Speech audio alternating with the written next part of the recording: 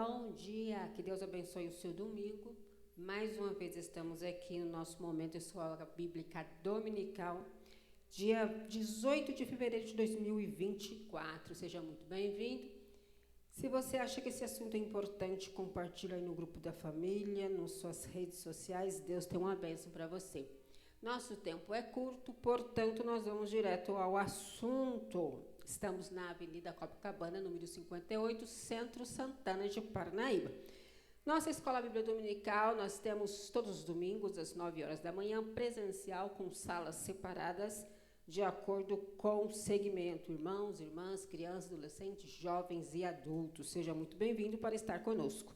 E hoje eu quero convidar o Maicon, presbítero ou diácono? Presbítero, né, Maicon? Paz do Senhor, tudo bem? Misericórdia e graça de Deus. Isso. Você está bem? Eu estou bem, graças a Deus. Correria, Paz do Senhor né, Jesus. Paz do Senhor. Você está correndo também, né? Pelo que eu estou vendo. Sim, um pouquinho, mas Deus tem dado graça. É presbítero, Maicon, agora, né? Pois é. Eu fui consagrado agora no comecinho de fevereiro e o Senhor tem mas cuidado. Um serviço a mais, né? Você sabe que o assunto de hoje é muito top, porque a gente vai falar exatamente sobre os serviços da igreja, o nosso ministério, o ministério da igreja, né? Como que é a hierarquia, como que se envolve, quem é quem dentro da administração religiosa, isso é muito importante. E como você se sente, então, Maicon, sendo um presbítero agora, se sente com mais responsabilidade ou igual era antes? Como que é? Assim, é difícil dizer. Acho que, na verdade, assim, nós vamos fazendo o trabalho na igreja e as coisas vão acrescentando, né? O Senhor vai acrescentando para a gente algumas funções. E um dos trabalhos dos presbíteros, né, é cuidar da palavra de Deus no sentido de que não haja heresia dentro da igreja, dos cuidados com a mensagem, né, do cuidado com que as coisas sejam feitas com ordem e decência. E eu creio que a gente vai crescendo e vai já fazendo isso. E aí o Senhor vai acrescentando e glória a Deus, né? Enfim, eu acho que só o tempo vai fazer alguma mudança. Privilegiado, menino, para servindo a igreja de Cristo, a noiva de Cristo. E claro, né, Maicon, quando a gente fala de serviço da igreja, a gente está falando de reino, né? Eu gosto muito de focar o reino de Deus, porque denominação, cada denominação tem o seu jeito, né? A nossa, a gente vai falar um pouquinho agora como que funciona, mas o serviço para o reino, ele é muito gratificante, né? Independente do cargo que você ocupa. Claro que existe aqueles cargos que têm mais responsabilidade, vamos dizer assim, mais visibilidade, mas também o Senhor dá graça, de acordo com Paulo, né? Ele vai dando graça para a gente suportar e fazer o nosso serviço da melhor forma possível. O tema de hoje, a lição número 7, o ministério da igreja. Nossa referência está lá em Efésios capítulo 4, verso 11, que vai falar sobre o nosso texto áureo. E a gente, então, baseado nesse texto, nós vamos falar, então, para que serve os dons ministeriais da igreja. O textuário diz assim: e ele mesmo deu uns para apóstolos, e outros para profetas, e outros para evangelistas, e outros para pastores e doutores. Nós vamos, na verdade, Michael, se ater ao textuário, e vamos desenvolver dentro desse textuário. E aí o restante da lição fica a cargo dos professores na escola dominical, né? Amém, amém. Na verdade, como o tempo também é curto, né? A gente tem que trabalhar com a parte mais sintética. Só que esse texto ele é muito amplo, né? Bastante. Porque quando nós olhamos aqui o que o Senhor ele oferece a cada um, né? E é muito interessante isso, porque na igreja os dons, né? E mesmo na vida, eu não gosto desse termo secular, sabe, Nete? Porque eu entendo que nós não temos que ter vida secular.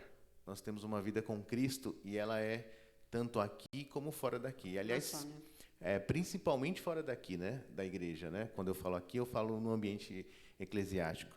Mas quando nós olhamos como um todo, que há divisões, a gente vê também que tem uns que têm mais dons, de repente, daquela obra física, né? Vamos fazer uma mudança aqui, a pessoa olha e vê o layout e fala, nossa, aquilo não fica bem aqui, e aquilo fica bem ali, e você olha e para você estava tudo normal, e quando você fala, nossa, não é realmente fica muito bom? E outros doutores, né, que vai estudar, que vai se dedicar à palavra, e pastores também. Eu, por exemplo, eu às vezes, quando sou solicitado a pregar, eu confesso que eu não sou aquele avivado. Então, trabalha mais, né? Então, mas assim, eu creio que é o dom que o Senhor coloca para nós, né, e como para cada um. É muito interessante isso, né? A igreja, o Senhor, eu vejo Ele cuidando dentro de detalhes na vida do cristão, né? E Ele também não impõe, e sim Ele utiliza o dom que Ele coloca em cada um, né? Aliás, o próprio Jesus disse, né, que o trabalho no reino ele é leve e suave, né? Então, tudo que é forçado, a gente tem que dar uma olhadinha, parar, né? É verdade. Refletir se tá tendo resultado no reino. E a pergunta, então, é para que servem os dons ministeriais da igreja? Porque a gente sabe que existem dons e os talentos, né? Os dons, Paulo já falou, que servem para a edificação da igreja. Serve para o ambiente eclesiástico mesmo, né? Para o corpo de Cristo. Na verdade, né, que é um edificando o outro. Por exemplo, você tem o dom de ensinar, aí eu tenho o dom de abraços, o dom de pregar, eu tenho o dom de cantar, e aí cada um vai desenvolvendo esse dom dentro da palavra, isso que é legal, porque quem vai melhorando esses dons é sempre a palavra de Deus. Aí, Michael, agora me diz uma coisa, o que acontece quando as pessoas querem melhorar esse dom e não tem a Bíblia como base para melhorar esse dom? Você já viu o que acontece quando as pessoas fazem isso? Infelizmente já, né? Quando a gente vê esses... Eu sei que esse nome está em voga agora, coach, né? Coach, exato. Eles pegam pedaços da Bíblia e muitas vezes tiram texto fora de contexto. E aí, geralmente, gera heresias, né? São situações que prejudicam a igreja e muitas vezes o nome da igreja é envolvido com essas situações porque essa pessoa se diz cristão. Eu creio que nós, como servos do Senhor Jesus e que tem que ter fidelidade ao Evangelho, nós não podemos nos cair nessa tentação de até de uma alta exaltação, de repente se sentir autossuficiente. O que nos baliza é a Bíblia e a informação pura e precisa da Bíblia. Se nós estivermos falando alguma coisa que não esteja amparada nas Escrituras, né, como diz Paulo, que seja anátema, né? Ou seja, que a gente jogue fora, né? Que a igreja Sim. não coma. E é interessante porque, é claro que a gente não generaliza, né? Mas existem, como você disse, os coaches, né? Que hoje em dia, a gente sabe que a maioria deles tem cristãos também nesse meio, mas que a maioria é uma ferramenta para enriquecimento, né? Uma ferramenta de trabalho. Mas existe também aqueles pregadores, a gente está pegando do amplo, né? A gente está ampliando para depois chegar no micro, né? Para chegar em cada um desses dons que Paulo vai falar específico. A gente está pegando do macro primeiro e depois a gente vai para o micro, tá? Mas tem aqueles pregadores também que cobram, mas como é que faz? Porque a gente está aqui para falar a verdade, amparado nas Escrituras. Mas existe também aqueles pregadores que usam o ambiente eclesiástico para cobrar a pregação, para cobrar louvor. Como é que funciona? É certo, não é certo? Como é que funciona isso? Você tem uma opinião sobre isso? Eu acho que a gente tem que ter, não tem jeito, né? Apenas é uma situação complicada, né? Porque é um tema delicado, mas eu entendo que a palavra de Deus não pode ser cobrada. É claro que todo trabalhador do Evangelho, né, é digno de receber aquilo, né, que ele vai trabalhar. Aliás, o ofício, né, é trabalho, né, mesmo, né? O Evangelho é trabalho. A palavra adoração no grego, eu não lembro aqui o termo, mas ela significa trabalho, né? Que é justamente aquilo que nós fazemos para o Senhor. Mas eu entendo que essa doação, de repente, essa pessoa ter uma apresentação na igreja, aliás, muitas vezes a gente ouve o nome show, né? E isso não faz sentido para um adorador, né? Tem que ser algo voluntário e a pessoa vai receber uma oferta. A gente pode usar uma palavra, talvez, aí, uma oferta de gratidão pelo trabalho, e é uma bênção, eu acho que é justo também, dependendo da situação, claro, tem deslocamento de equipe, essas coisas, isso talvez precisa ser visto de alguma forma, mas eu acho que estipular valor, a gente fere algum princípio do Evangelho. Lembrando que a nossa denominação, graças a Deus, a gente chegou ao entendimento que, geralmente, quando algum pregador ele estipula um valor que seja exagerado, né, nosso ministério ele orienta que a gente não faça mais isso, né? Mas a igreja ela tem dado uma oferta que seja justa, como você disse, que vai cobrir as despesas, principalmente pregador que vem de fora, né? Pregador que geralmente tem pessoas que têm dom para multidão, né? Tem pregador que ele é chamado para multidão, para congresso, para grandes eventos. E aí vem de longe, esse pregador tem gastos, ele precisa também manter a sua vida, né? Que geralmente tem pregadores que são itinerantes, né? Que vivem disso. E aí a gente tem que ser justo também no extorquir, porque às vezes a gente faz isso, né? E acaba explorando o dom do irmão, né? Tirando, querendo receber, e a gente não dá nada em troca. Então, a gente precisa também ter essa consciência, bem lembrado. Né? É verdade. Eu acho que a consciência do evangelho é muito importante, né? E a consciência de saber que há uma resposta do outro também, né? A gente não pode abusar das pessoas. Exatamente. Da mesma forma que o líder não pode abusar do seu liderado, isso no evangelho também, né? Um pastor não pode abusar da ovelha. Nós também, como cristão, não podemos simplesmente aproveitar daquela pessoa e depois dar uma oferta mínima e a pessoa não ter condições nem de se manter. E nem é cristão, né? Triste. Até porque para você pregar, ensinar, exige um investimento, né? Quem ensina, quem prega, precisa estudar, precisa ler livros, precisa ir para a faculdade também, a gente faz isso. Inclusive, nós temos a FAESP aqui, né? Verdade, eu já fiz, inclusive. Quem quiser aprofundar um pouquinho mais as Escrituras Sagradas, nós estamos com a FAESP, nossa faculdade evangélica, hoje reconhecida pelo MEC, em parceria com o Mackenzie. Nós estamos aqui todos os sábados e às segundas-feiras, sábados de manhã das 8 às 11 e na segunda-feira das 7 às 10. Temos excelentes professores e com certeza você será abençoado com a nossa FAESP. Mas, Marco, aí a gente começa então chegar no micro. Por exemplo, Paulo vai falar que Deus deu uns para pastores, outros para apóstolos, né?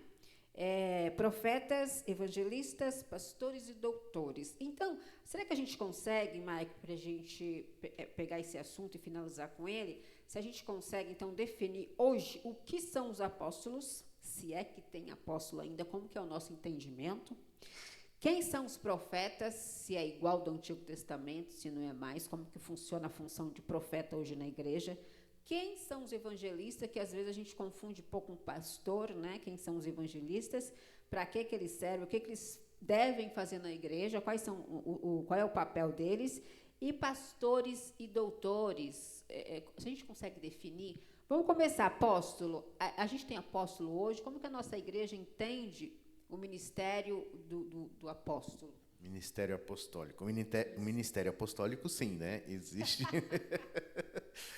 Mas o apóstolo em si, como título, entendemos que não, né? Que cessaram ali com Paulo, que foi o último apóstolo, né? E que o apóstolo em si, ele tinha que ter algumas regras, né? Que foi colocado, inclusive, para mostrar que, de fato, eles precisavam ter visto, andado com Jesus.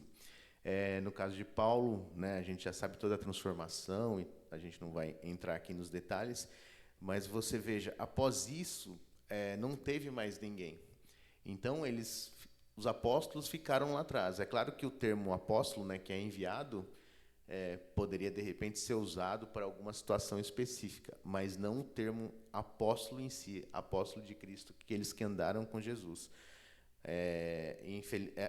Eu não sei se infelizmente, né, mas eu diria até que sim, e é um tema espinhoso, né? Existe muitos apóstolos auto-intitulados por aí, existe algumas organizações que intitulam apóstolo, inclusive no Brasil e também mundo afora, né? Mas nós entendemos que os apóstolos que tiveram são aqueles bíblicos que nós já conhecemos bem. Do Novo Testamento. Do Novo Testamento, sim. A gente não é contra, não. Né? Na verdade, sim. Tem as igrejas que tem, a gente respeita, entende, tem apóstola hoje também, né? Mesmo que o termo não foi usado, mas também a gente respeita, entende que cada um tem o seu entendimento referente ao serviço, se for para servir, melhor ainda, né? Mas nós não temos apóstolo na nossa igreja Assembleia de Deus Pentecostal, Ministério do Belém. Nós entendemos, como você disse. Acabou lá com o último dos apóstolos. Né? Mas hoje nós temos profetas, então? Como que funciona o profeta hoje, Maicon? O cargo de profeta? Também não, né? Um ofício de profeta, né? É o ofício no Velho Testamento, né? Nós conhecemos que era denominado a uma atividade e também cessou ali, né? Com João, né? No último, e enfim, também João Batista. João Batista, sim. É bom deixar claro para não pensar que é João Evangelista. Não João, o apóstolo. O apóstolo, Com João Batista, né? Que anunciou a voz que clama no deserto, né? Enfim, então também nós não temos mais esse título na nossa igreja, né? Então, para nós se cessou ali o último profeta, que foi João Batista. Então quer dizer que essa coisa de eu vou lá na casa da irmã, que ela fala a vida toda, ela me revela todo, né? Antigamente a gente tinha muito isso, né? Vou na casa da irmã Maria, não desfazendo das irmãs que oram, imagino de forma alguma, mas era muito comum ter alguém, um profeta, um irmão que ora muito e que os irmãos constantemente iam até a casa dele para, né? Ai, Deus, eu vim aqui porque eu quero que Deus fale comigo. Geralmente se sabia, né, que Deus falava, mas assim, as pessoas iam exatamente porque elas, talvez por falta de conhecimento, sei lá, ausência da leitura das Escrituras, então precisava daquela pessoa para Deus falar, né? Até chegou uma época que banalizou, né? Muita gente profetizando muita coisa. Você vai casar com não sei quem, você vai ser isso, você vai ser... Sabe? Como se fosse um oráculo, né? Dos dias atuais, né? É como se fosse... Signo, né? Um signo, fosse revelar o futuro. Então, para a gente não tem mais isso, né, Michael? A gente não tem mais o dom da profecia, a gente tem, né? Sim. O dom da profecia, sim. E nós sabemos que existem pastores usados em dom de profecia e claro... A profecia à margem da Bíblia, né? À margem não, dentro do contexto bíblico, é lícito e o Senhor pode. Na verdade, quando a gente fala isso, né, que cessou, nós não estamos querendo aqui, de maneira nenhuma, tirar qualquer natureza de Deus, porque o Senhor pode todas as coisas, né? Exatamente. Então, Ele sabe o momento e a forma de usar. Se é uma forma de profecia, e se for uma profecia do Senhor, ela vai acontecer.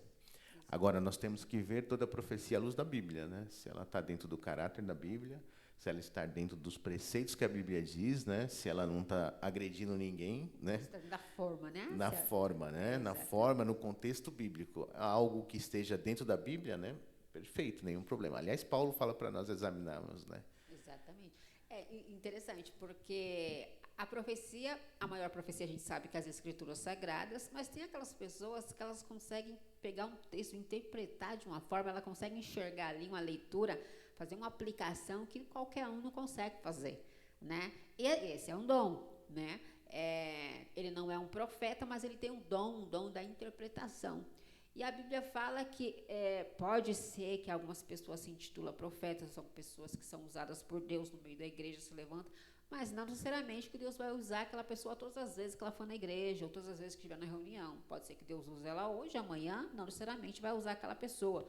Pode ser que use outra pessoa, né, para falar e para... Agora, a Bíblia fala que a gente precisa, como você disse, a gente precisa conferir se aquela profecia é de Deus mesmo, né, julgar.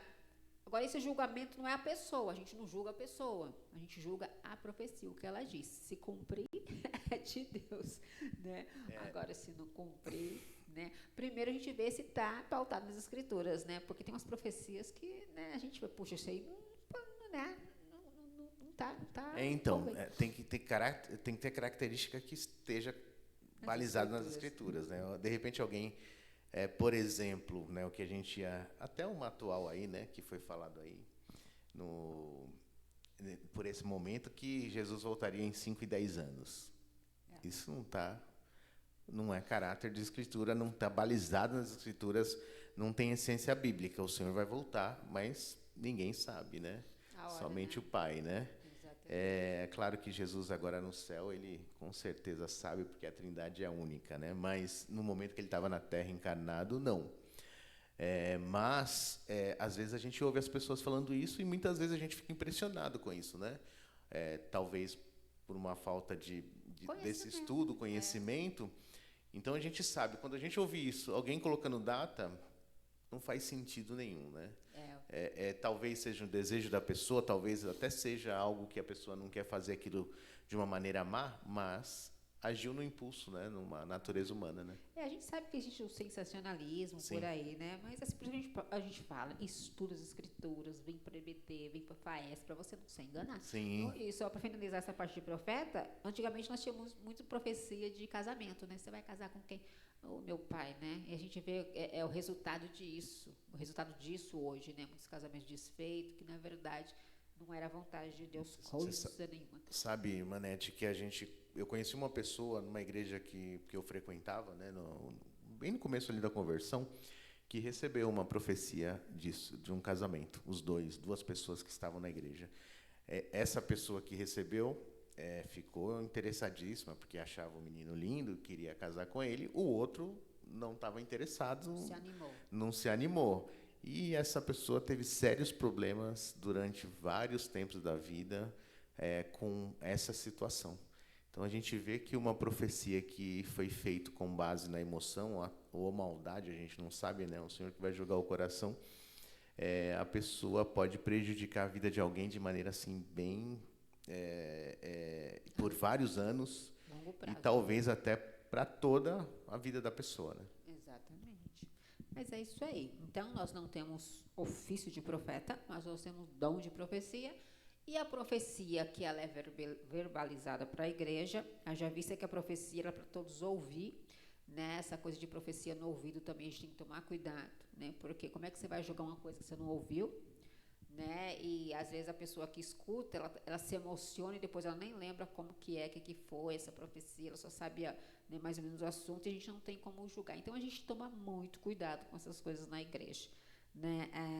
Nós temos um pastor na mídia com bastante credibilidade, ele fala, a gente precisa tomar cuidado, né? Porque quando Deus quer falar, ele fala para uma pessoa, mas é forma audível, né? Já que a profecia a gente precisa julgá-la, então que todos escutem essa profecia, né? Então vamos para o próximo, que é o de evangelista. O que o evangelista faz? O cargo de evangelista na nossa igreja, ele é meio quietinho, né? Assim, ele parece que é um cargo meio oculto. Mas o que o evangelista faz, Maicon? Então, é difícil até separar, né? Evangelista de pastor. Creio que seja uma preparação, né?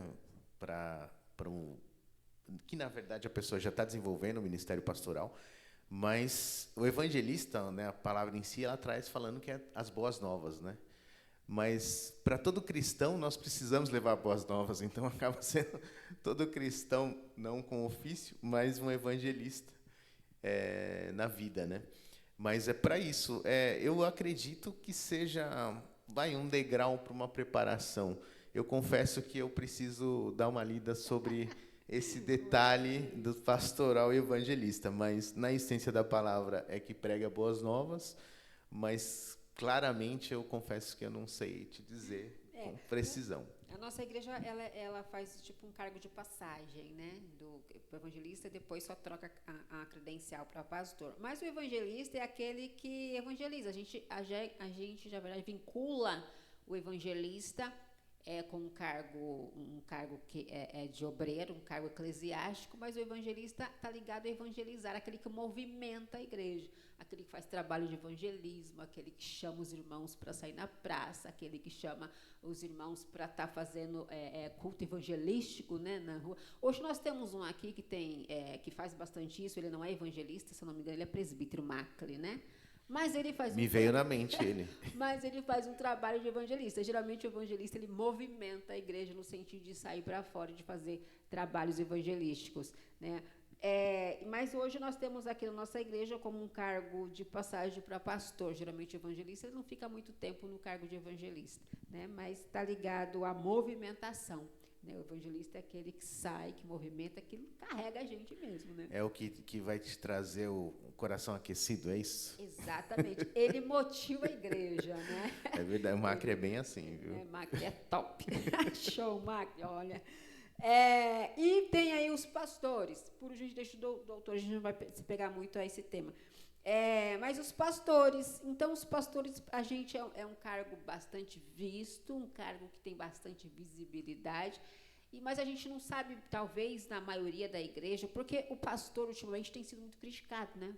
Os pastores, banalizado o cargo de pastor, lá fora tem sido motivo de chacota, muitas das vezes, mas a gente sabe que o cargo de pastor, se a gente for vincular, por exemplo, a Moisés, né, o líder, o pastor de Israel lá atrás, né? Guiando o povo, né? Que responsabilidade, né? E aí a gente vê que o pastor é aquele que lidera, aquele que direciona o povo, né? Aquele que traz... Agora, o evangelista é aquele que está lá fora buscando, o pastor é aquele que acolhe, né? O pastor, ele é um cargo e, na verdade, é um dom, né? Uma vocação, inclusive, Chamado, né? Um chamado. E o ministério pastoral, eu creio, seja muito sério. Porque o ministério pastoral, ele precisa cuidar das vidas, né? Muitas vezes às vezes acontecem situações na igreja e a gente fica irritado com alguma coisa ou outra, né? Afinal de contas, né? Igreja é cheia de gente, gente é cheia de problema, inclusive nós, né? Com certeza. Então a gente tem essas situações e é normal, né? E o importante é que a gente tenha paz em tudo e se acerte sempre que a situação talvez passe do limite, etc. e tal. Esperamos que não aconteça, né? Mas se acontecer, o pastor ele vai cuidar disso. E o pastor ele precisa muitas vezes abdicar da sua vida pessoal, né? De maneira assim, eu tenho um exemplo de pastor que é o meu pastor Juvenal, né? E eu vejo que muitas vezes ele está lá saindo da escola dominical e fazendo visita para irmãos, saindo da igreja e já passando em algum lugar para visitar ou fazendo alguma coisa. Eu fico olhando aquilo e falo, meu Deus, eu não tenho esse dom, porque Tá no caminho, é uma hein? vida muito...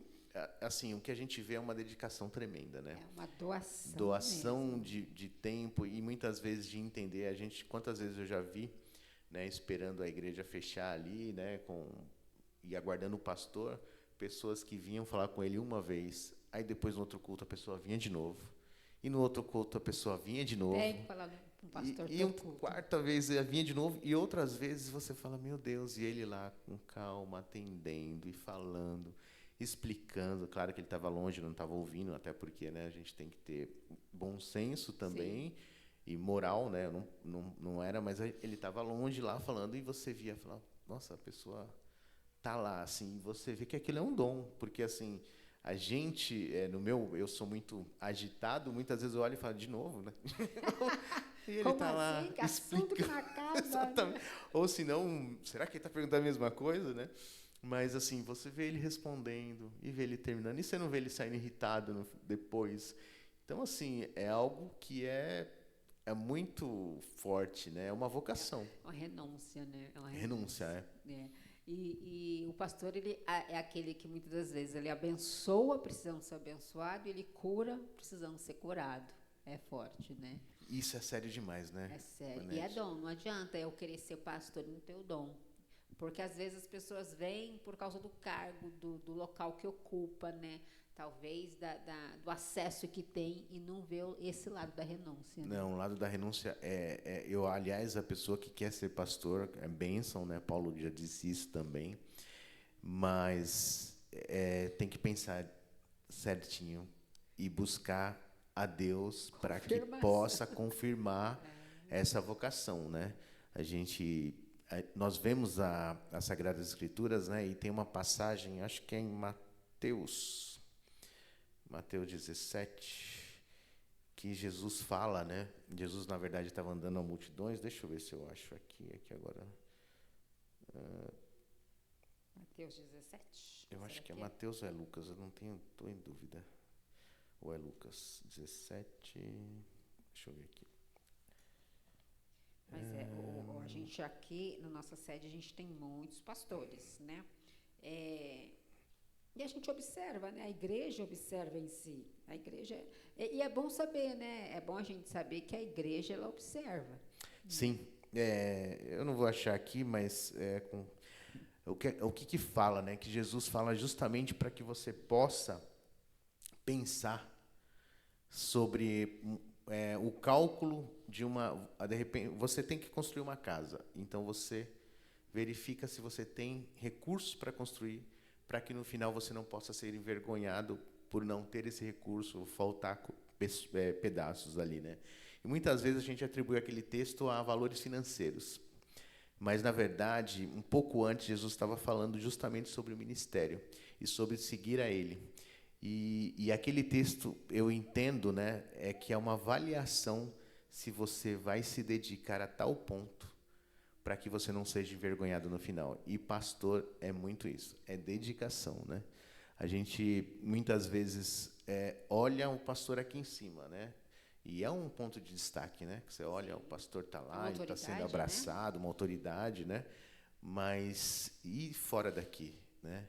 E o tempo que ele doa fora daqui? E o tempo que ele não vai ter com a família dele fora daqui? Então, é muito importante que aquele que quer ser pastor confirme a sua vocação e saiba que saiba o que é o ministério do pastor, né? É top.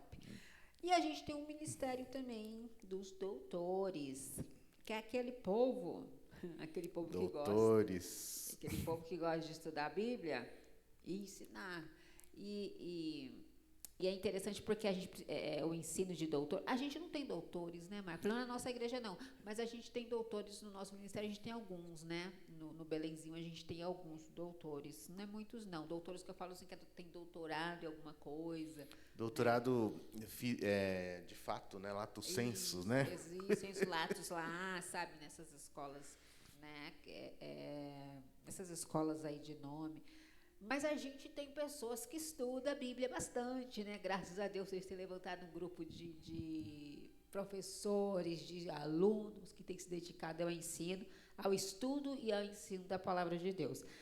Eu diria, e eu faço parte desse grupo, claro, que a gente está bastante atrasado em algumas coisas, né? Mas graças a Deus que a nossa igreja tem acordado bastante para isso, né? Glória a Deus, né? Para o Ministério do Ensino, do Estudo e do Ensino de Qualidade. Nós precisamos focar justamente nisso, né? E o nosso principal livro, né, é a Bíblia. Nós não podemos também, né, não deixar de estudar outras coisas, né? Porque Deus fala, né, para que a gente possa buscar conhecimento. Mas o conhecimento perfeito é a palavra de Deus, né? E nós temos bastante gente, né, nas escolas dominicais. Eu vejo estou ali na igreja do Isaura, né, o pastor Juvenal. E na escola dominical a gente procura estudar para não ficar lendo a lição, né? Que é muito ruim isso, né? A lição ela tem que ser lida pelo aluno e nós temos que acrescentar algo além da lição, né? É claro que nós não vamos sair do tema, né? Vamos estar ali dentro daqueles tópicos, mas a lição ela precisa ser acrescentada mais. O aluno precisa ter desejo de conhecimento. E eu acredito que nós precisamos estudar, né? Nós que estamos ali dando aula, né? Precisamos entender que nós precisamos fazer além da lição, né? Precisamos. É interessante, para a gente finalizar esse assunto, falando de ensino, porque o ensino, ele vai fazer efeito na vida do aluno, mas o aluno hoje, eu não sei, assim, a gente fala de hoje porque eu vivo hoje, né? 30 anos atrás, eu estava com 10 anos de idade, vou entregar a minha idade. Então, teve uma época da igreja que a igreja não tinha muito esse feeling de os irmãos trazer o ensino e elas conferirem se era aquilo mesmo. Parecia que era uma coisa meio... trazer um ensino não tinha muita exigência, né? A gente está num tempo de que o povo é exigente, né? As pessoas não querem ouvir qualquer coisa, até porque, nesse tempo corrido que a gente está, as pessoas vêm para ficar 40 minutos, 1 hora na sala de aula, para ficar 2 horas no culto, para ouvir qualquer coisa, também não dá. E os irmãos, eles percebem quando o pregador ou quando o professor não tem conteúdo, ou quando ele não estudou. Isso você olha, isso às vezes é triste, porque às vezes a gente vem de um costume, já há um tempo, né, um costume preguiçoso, vamos dizer assim, de não estudar. E aí vai levando isso. Chega lá, qualquer coisa, eu falo qualquer coisa, eu já falo aquilo que eu sei, aquilo que eu já estudei, eu repito o sermão, repito aula, e não é assim que funciona mais. Porque o povo não quer, o povo quer palavra, o povo quer Bíblia, o povo quer Bíblia de verdade. E o povo hoje, eu não sei se você percebe isso, Maico, mas o povo está com sede da palavra de Deus, né? Tá, na verdade, a gente tem visto que, às vezes, locais mais improváveis estão falando a palavra de Deus, né? Não é? Então, eu tenho percebido isso também, menino. Mais improvável, muitas vezes está acontecendo isso. E o que é isso? É sede da palavra, né? Sede da palavra de verdade. Palavra né? de paz, né? Porque a gente tem vivido um mundo tão atribulado, né? Bastante. Com batalhas aqui, por exemplo, a Europa está com um monte de complicações lá na área de agricultura, né? Que provavelmente mais cedo ou mais tarde vai chegar. Aqui já tem chegado, na verdade, né? Mas a gente vê o Oriente Médio, a questão de Israel, a Hamas, faixa de Gaza, aqueles problemas todos. A gente tem visto a ebulição também que está acontecendo nos Estados Unidos, enfim. O mundo está complexo. Está complexo. E as pessoas querem paz. E onde ela vai encontrar paz? No Evangelho da Paz, né? É por isso que precisa se dedicar. Eu sempre falo, né? Um tempo atrás eu falei, mas eu acho que é sempre bom repetir. As pessoas não querem contadores de histórias, porque história por história, eu pego a Bíblia e leio. Eu sei a história de Davi, porque eu leio a história, mas pode ser que eu não veja os detalhes, mas eu leio. As pessoas querem pessoas que interpretam as escrituras, que é aí não é só o doutor, ou o mestre, ou o professor, ou o pastor, é aquele que busca, né? Aquele que busca, Jeremias fala, né? Me busca que eu vou te revelar coisas maravilhosas. Então, é aquele que busca, ele vai ter, né? Ele vai ter interpretação da palavra. Pode ser que, graças a Deus, nós temos diminuído contadores de histórias e temos aumentado interpretadores da palavra de Deus, mas ainda precisamos de pessoas que se dedicam para trazer uma palavra de qualidade, uma palavra que realmente assim, seja a Bíblia e não ocupe o tempo, sabe, com qualquer coisa, contando um caso. Esse negócio de contar caso é complicado, né? É complicado. Porque, por exemplo, né, nós vemos numa pregação, né, nós temos que falar a palavra de Deus, né? Cabe, às vezes, um testemunho, pessoal, amém, né? Se for um propósito de Deus ali, perfeito. Mas a nossa vida não é interessante, né? É a palavra, a palavra que é Deus. interessante, né? Exatamente. A palavra que traz paz, né? Por exemplo, você vai ler um versículo bíblico e aquilo vai trazer uma experiência e muitas vezes a paz que a pessoa precisava. E às vezes o pregador ele está acostumado e somente repetitivo, né? E repetindo esses sermões para lá e para cá, cadê a graça da palavra, né? Ele não vai às vezes repetir. Você olha e fala, já ouvi, eu né? já sei. Já né? falou, e muitas vezes aqueles chavões que a gente também ouve, né? Muitas vezes. E nada como você ouvir a palavra. Às vezes mansa, às vezes mais enérgica, né? Cada um tem um dom, mas que seja a palavra santa. Seja né? a palavra de Deus. Exatamente. Ela que importa, na verdade, né? Exatamente. Nós somos meros... nós somos instrumentos. Só passamos, né? Somos passageiros por aqui. Passageiros. E lembrando que todos esses, quando a gente fala desses dons, lembrando que a Bíblia ela fala que a gente precisa, os dons, a gente precisa acompanhar esses dons, né? Precisamos ser pessoas. Paulo vai falar, a gente não vai entrar no assunto agora, a gente vai discutir isso na escola dominical, no domingo, presencial.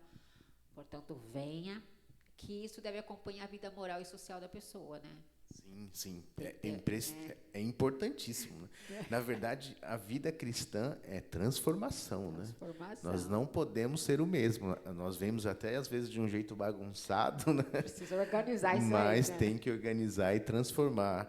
Lembrando aqui, você falou desse dom, e só mais um detalhezinho, que você falou o dom do abraço. Né?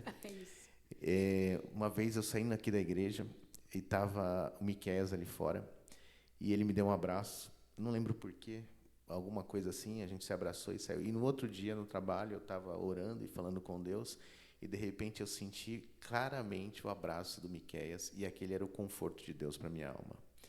E passou o tempo, eu nem falei isso para o Miqueias naquele momento, passou um tempo, aí um dia eu estou conversando com o Miqueias e falo, você lembra um dia tal, aconteceu isso, e eu senti presença, o seu abraço como a presença do Espírito Santo me confortando.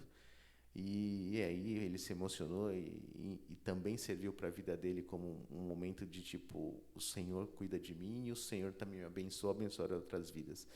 E você veja que é algo como é simples, mas o evangelho é isso, o evangelho é simples às vezes. Sem complicação. Não precisa de muita coisa, né? E Paulo fala, né? Aquele que roubava não rouba mais, aquele que mentia não mente mais. Aí a gente acrescenta, né? Aquele que costumava comprar e não pagar, por favor, não faz mais isso. Pague. Isso estraga a vida do obreiro, não é não? Mas a gente vai parar por aqui, não vou entrar nesse detalhe, isso é detalhe para a sala de aula. Deus abençoe. Michael, muito obrigada, viu? Deus abençoe. Volte. Glória a Deus, né? Que nós estamos sempre a servir a obra do Senhor e debaixo da graça dele e a misericórdia. Deus abençoe. Sempre que Amém. você vir, estamos aqui. Fique à vontade. Né? Amém. À disposição. Você vai apertar o botão pra gente. Sim, estou indo lá agora. Fica com Deus. Lembrando, gente, que domingo nós estaremos aqui. Você venha, traga mais um. Nossa escola bíblica dominical tem sido uma bênção na vida dos irmãos, na vida da igreja. Deus abençoe sua vida. Um bom domingo e até o próximo, se Deus quiser. Fica com Deus.